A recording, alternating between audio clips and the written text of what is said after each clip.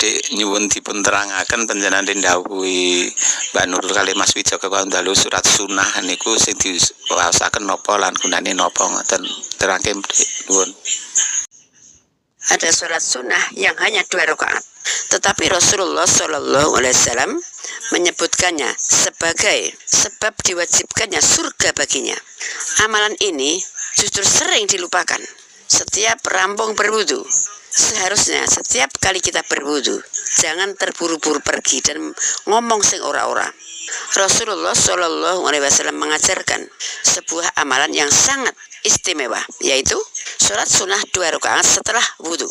Dalam hadis yang diriwayatkan oleh Sa'id bin Khalid dan dicatat oleh Imam Abu Dawud, Rasulullah Shallallahu Alaihi Wasallam bersabda bahwa siapa saja yang berwudhu dengan sempurna lalu mengerjakan 2 rakaat tanpa lalai di dalamnya, maka dosa-dosanya yang telah lalu akan diampuni. Keutamaan ini semakin ditegaskan dalam riwayat Imam Muslim dari Uqbah bin Amir. Rasulullah Shallallahu Alaihi Wasallam bersabda bahwa tidaklah seorang muslim berwudu dengan baik kemudian sholat 2 rakaat dengan hati dan wajah yang benar-benar menghadap kepada Allah Subhanahu wa Ta'ala, melainkan surga menjadi wajib baginya. Karena itu, jangan hanya memperhatikan kesempurnaan wudumu, tetapi juga hadirkan hati saat sholat, sebab yang dinilai bukan sekedar gerakan, melainkan kekhusyuan dan keikhlasannya. Syekh Ibnu Hajar Al-Utami menjelaskan bahwa sunnah 2 rakaat ini akan lewat apabila selalu ditunda hingga menurut kebiasaan tidak lagi mau bersolat 2 rakaat setelah wudhu. Namun sebagai ulama belakangan berpendapat bahwa waktunya masih ada selama wudhu belum batal, boleh dilakukan. Juga disebutkan disunahkan membaca surat An-Nisa ayat 64 pada rakaat pertama dan surat An-Nisa ayat 110 pada rakaat kedua yang sama-sama berisi tentang pintu taubat dan ampunan Allah Subhanahu wa Ta'ala. Kita kan seringkali mencari amalan besar dan berat. Mungkin bisa jadi pintu ampunan ini ada di 2 rakaat sholat setelah wudhu. Mulai hari ini biasakan sempurnakan wudhu lalu sholat 2 rakaat dengan hati yang benar-benar menghadap Allah Subhanahu wa Ta'ala. Jangan menundanya tanpa alasan. Inilah ayatnya.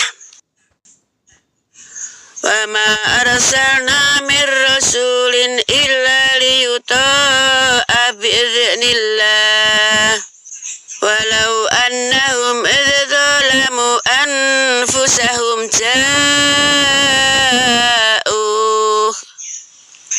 ja'uka fastaghfirullaha wastaghfara lahumur rasul lawajjadullaha tawwabar rahima. Ini yang rakaat pertama, dan rakaat yang kedua suratnya ini setelah baca Fatihah. Wa may ya'mal su'an aw zalim nafsahu summa yastaghfirillah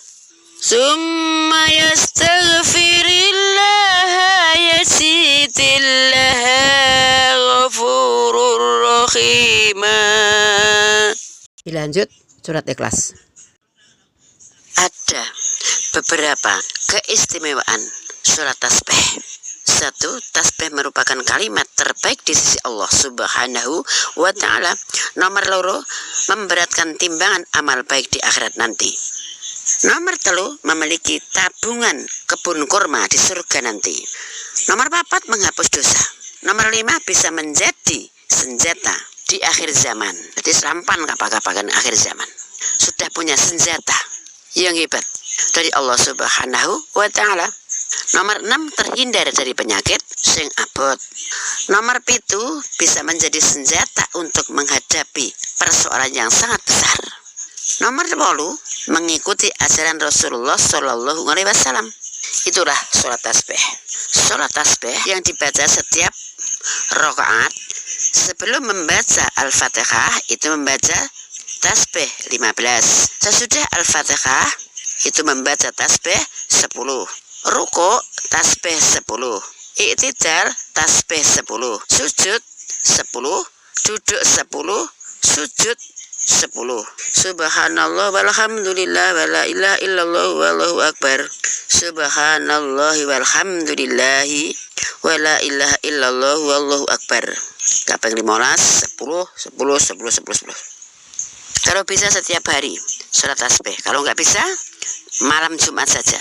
Kalau nggak bisa sebulan sekali. Kalau nggak bisa 1 tahun sekali. Orang sanggup ya seumur hidup sekali. Itulah sholat tasbih. Sholat tasbih terdiri dari 4 rakaat. Setiap rakaat 75 tasbih. Yang pertama setelah Fatihah membaca Al-Kafirun, Al-Ikhlas, dan boleh bacaan surat yang lain. Usuli sunatan tasbih roknataini lillahi ta'ala. Allahu Akbar. Itulah surat tasbih. Masya Allah, tabarakallah. Yuk dilakukan di akhir zaman untuk gaman bener kena bujukane setan lan turune dajjal. 75 setiap rakaat, 2 rakaat 375 pindu. Padahal itu 4 rakaat jadi 600. Kalau ada salahnya dari saya pribadi, kalau ada benernya dari Allah dan Rasulnya. Orang yang disebut orang kaya di dalam Islam itu bukan orang yang uangnya banyak, bukan orang yang jabatannya tinggi, bukan orang yang mobilnya banyak, motornya banyak, itu bukan. Toko emas itu belum tentu orang kaya. Tetapi orang kaya itu agama Islam memberikan tuntunan yang sangat luhur. Orang kaya itu adalah orang yang hidupnya cukup, yang merasa cukup, dan orang yang ahli syukur. Tidak pernah makan harta orang lain, tidak pernah membohongi orang lain. Dan orang miskin itu orang yang selalu merasa kurang. Bagaimanapun kamu mempunyai uang yang sangat banyak, mobil banyak, motor banyak, kendaraan apapun banyak, motor mabur widui, tetapi dia merasakan kurang, itulah orang yang miskin. Ada cerita orang yang dagang kambing. Satu hari karena sibuk saking okai kambing-kambing pesanan orang, diminta sopir dan kenek untuk mengantarkan. Ini kambing selawe ekor diantar ke sana. Berangkatlah sopir dan kenek ini. Kambing dinaikkan ke kol tembien. Nenggon Pak, jorok supir lagi. Selanya bergelombang terus ditabraki. Nah, terbuka pintu kole. Pak itu lari serabutan kambing semua. Karena bengok, maksudnya mengingatkan sopir. Pak sopir, kamu kok jalan kok banter banget, mbok alon-alon. Jalannya kaya ono tok terjang wae. Terus kambing lari semua. Sopirnya ngomong, biar saja, mau lari kemana? Alamatnya sudah saya pegang. Itu orang yang bohong. Seperti orang yang ngutang duit, katanya oh saya nggak minta diutangi. Ya ben sak karep-karepe. Lah itulah orang yang zalim dan orang yang benar-benar sangat miskin, fakir, orang yang seperti itu. Makanya orang kaya yang rendah hati itu musuh iblis. Tapi beruntung dia menjadi musuh iblis. Iblis tidak senang ada orang kaya tidak sombong. Tapi iblis paling senang kalau ada orang kaya sombong. Lebih senang lagi iblis kalau ada orang miskin sombong. Orang kaya sombong masuk akal, walau iblis susah. Nah ini sudah miskin sombong. Kira-kira itu sombong ke apa? Peristiwa penting di bulan Safar. Pertama, pernikahan Rasulullah dengan Sayyidah Khadijah. 2. Rasulullah menikahkan Sayyidah Fatimah dengan Ali bin Abi Thalib. Ketiga, perang pertama dalam Islam, perang Abwa. Keempat, penaklukan Haiban pada tahun 7 Hijriah. Nomor 5, hijrahnya Rasulullah dari Makkah ke Madinah. Keenam, Rasulullah mengutus Usamah bin Zaid kepada pimpinan prajurit Rum tahun 11 Hijriah. Itu terjadi beberapa hari sebelum wafatnya Rasulullah. Tapi di luar bulan Safar ada yang keyakinan, ada orang yang punya keyakinan bahwasanya ini adalah bulan petaka atau bulan musibah. Maka orang yang beriman itu cara mengimani sesuatu itu ada rambu-rambunya yang sangat jelas. Karena adanya musibah itu datangnya dari Allah. Sehingga yang memberitahunya Allah dan Nabi Muhammad SAW. Selagi Nabi Muhammad tidak memberitahu dan Allah tidak memberitahu, maka kita pun tidak boleh sok tahu. Apakah Nabi pernah menyebutkan bulan Safar bulan petaka? Tidak. Maka kita tidak perlu berurusan dengan berita-berita seperti itu. Bulan musibah adalah bulan kita melakukan maksiat. Berarti kita yang buat maksiat.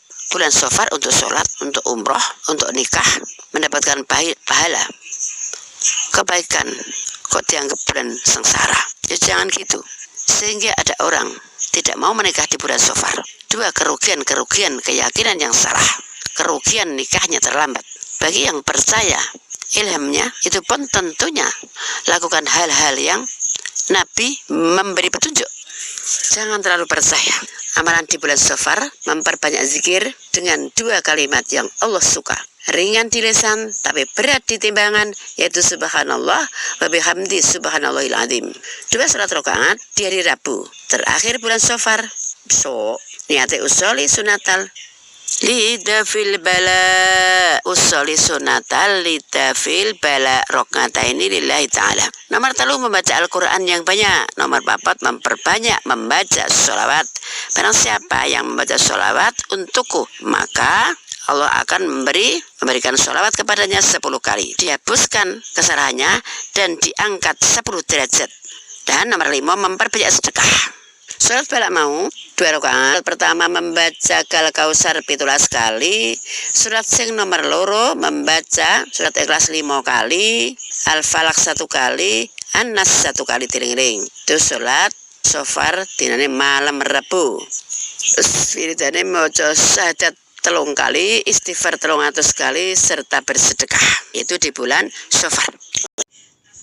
Sholat sunnah awabin 6 rakaat setelah sholat maghrib, pahalanya seperti ibadah puasa dan tahajud 12 tahun. Usolli sunatan ba'diyah maghrib wa awabin rokngataini lillahi ta'ala, yang pertama. Terus yang kedua, usolli sunatan awabin saja. Yang ketiga juga usolli sunatan awabin rokngataini lillahi ta'ala. Terus membaca Fatihah, terus membaca surat, boleh terserah suratnya apa saja. Yang penting di belakang ada surat Ikhlas. Boleh kuliah, boleh idaja, boleh ayat kursi, tetapi yang belakang harus ada ikhlasnya. Ikhlas 6 kali. Dan ada surat Al-Falaq, jadi kul 4 ada. Surat sunnah awabin itu di ngapura dosanya 50 tahun. Dan seperti pahalanya orang yang melakukan tahajud dan puasa 12 tahun. Masya Allah. Awabin, awab itu artinya orang kembali kepada Allah. Sholatnya orang yang tobat, sholatnya orang yang rindu kepada Allah Subhanahu wa ta'ala. Itu namanya sholat awabin. Bagaimana kalau meminjam uang sengaja melebihi bayaran utangnya tanpa diminta? Apakah itu riba? Tidak. Kalau dia sendiri yang kasih dari ridho dirinya, nggak ada masalah. Yang riba kalau pemilik utang yang memberikan syarat, aku gelem ngutangi semene, nengko balini semene, itu baru riba. Saya pinjam 1 juta, tapi nanti kamu harus mengijoli 1,1 juta, itu riba. Tapi kalau orang merasa temannya menolong karena baik dengan kita, terus dipinjami, terus kita lebih dari saya sendiri, tidak ada syarat dari dia, boleh. Tapi jangan persenan dan jangan tanggalan, jenis tasakuran. Ucapan matur nuwun boleh, tanpa diminta, tidak ada kesepakatan sebelumnya, tidak ada riba. Itu sama dengan sedekah secara umum. Kita harus paham hukum. Ittaqulu lil mu'minina alayya fiyakum ayyumittakum rabbukum bisalasati alafim minal malaikatim munzalin. Bala in tasbiru wa tataqaw wa ya'tukum min fawrihim hada yumtitkum rabbukum bi 5,000 minal malaikati musawwimin. Wa ma ja'allahu Allahu illa busra lakum walitaqma inna qulubukum bih. Wa man nasru illa min indillahil azizil hakim. liya'tarafam minal ladzina kafaru ayyakbitahum aw ya'bitahum fayanqalibu khaibin.